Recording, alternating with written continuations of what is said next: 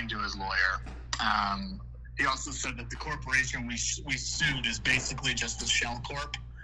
He doesn't keep cash in it. So he's, his lawyer basically said, we don't want to go to trial, but we will. And even if we lose, we don't think your guy can even collect. I think it's a good idea to accept it. And they just asked to have payment within 30 days. So I think you should go ahead and accept that. And then I will show up to the settlement conference on your behalf. You won't have to show up. And he'll send the money to our office, and then we'll just remit it to you. Right on. Sounds good. Okay.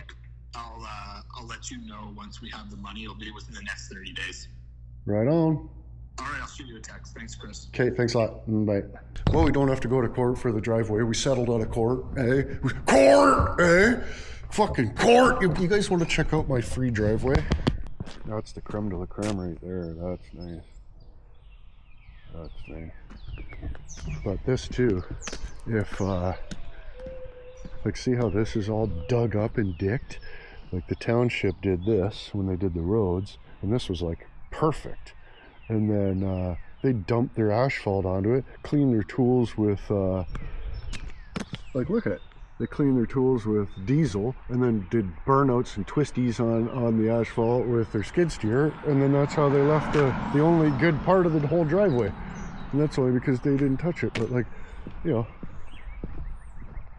just like a clump of a patch or something on top of it there. I don't know what's up with that, but this is all along where he just did his little stampy stamps, and of course it's just fucked. Cracks and cracks and cracks and cracks and cracks. No prepare properly at all. Isn't this just fucked? But I mean, price is right, you know what I mean? I'll have to get into this a little bit, I think.